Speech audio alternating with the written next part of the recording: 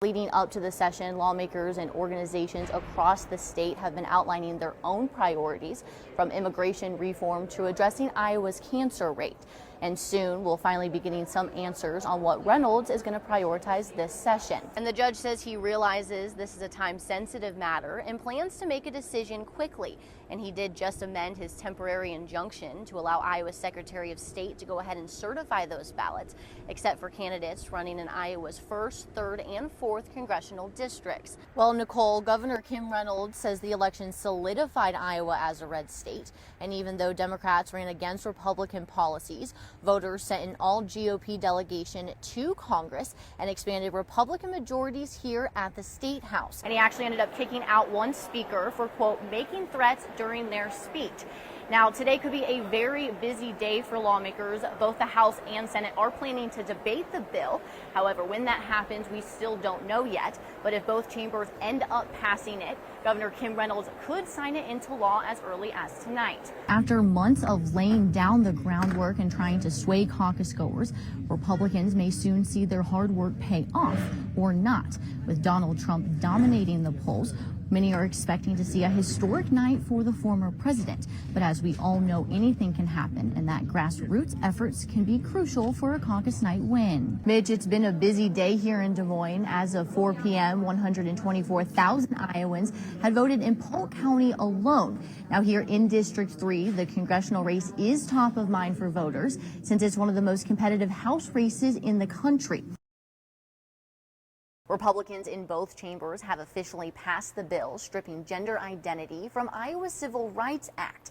And it was clearly a major priority for Republicans as they fast-tracked the legislation, originally introducing it last Thursday, quickly moving it through the legislative process, and then sending it to Governor Reynolds all within 1 week. Over a dozen Democrats speaking on the House floor, some even tearing up in disbelief that Republicans are choosing to make Iowa the first state to take away a protected class. Calling the bill hateful, some Dems pled with the GOP to switch their votes at the last minute, arguing the proposal moves Iowa backwards instead of forward. And we heard very emotional testimony from the first and only transgender lawmaker in Iowa, getting a standing ovation from the House gallery. Draw the line in the sand and say that civil rights in Iowa are enshrined and protected. But the bill manager, State Rep Steve Holt, is sticking to his initial reason for introducing the bill, saying it'll protect women's private spaces and keep taxpayers from footing the bill for gender-affirming care. It is amazing to me, in my opinion, that the party that championed women's rights for decades now turns a blind eye to the fact that they are being erased. Now that Republicans in both chambers have passed the bill, it's up to Governor Kim Reynolds whether or not to sign it into law.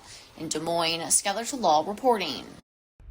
Donald Trump is back in the Hawkeye State, making several stops across central Iowa.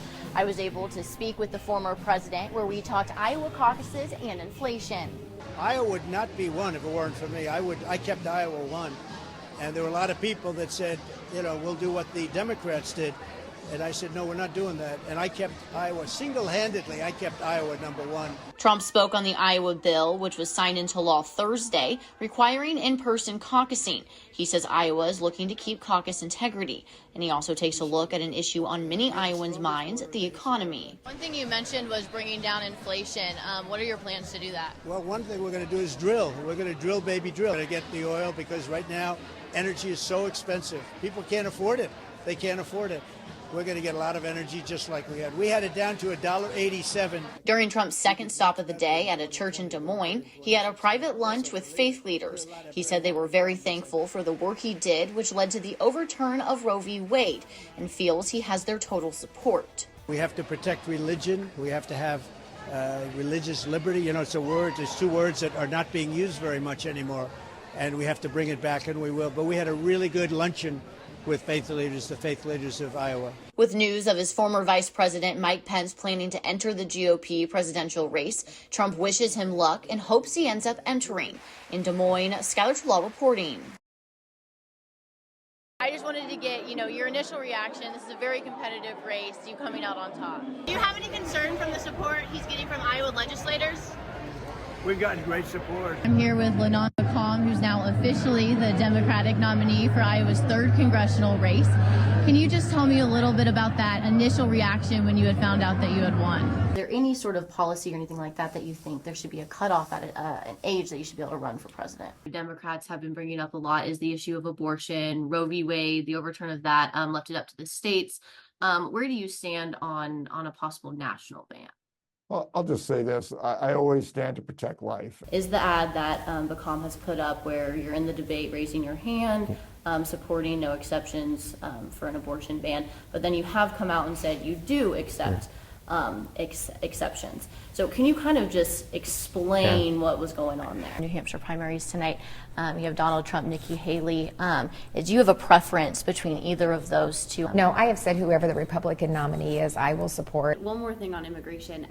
While you guys are working to kind of fix some of that, we're seeing some states take action. We saw Iowa pass a bill signed into law. It is currently held up in the courts, but do you think that that is something that states should be taking into their own hands, or something that the federal government should be left in charge of? Well, to me, Governor Kim Reynolds didn't introduce anything that's been super controversial. Normally we've seen the changes to Iowa's area education agencies in the past, or those education savings accounts, and obviously Democrats haven't been too on board with those proposals. But this year, we've seen the cell phone bill, which would ban cell phones at Iowa school districts, things like that. The energy bill, the child care, health care, and then even money for cancer research. So nothing that, Democrats are too concerned about. You see as maybe a notable bill that failed this year? So one of the bills was in the House, actually, which would have raised penalties for terminating a pregnancy without consent. Now, this was kind of controversial because it changes language to death of an unborn person and would have actually outlined in Iowa code what unborn person means from fertilization. This was something Democrats, worried would impact IVF, contraception, and House Republicans, didn't share those same concerns. However, after it passed the House and went to the Senate, tabled it with IVF concerns. It's really no surprise that many of Iowa's prominent Republican leaders are out in Washington, D.C., celebrating President Donald Trump's new presidency.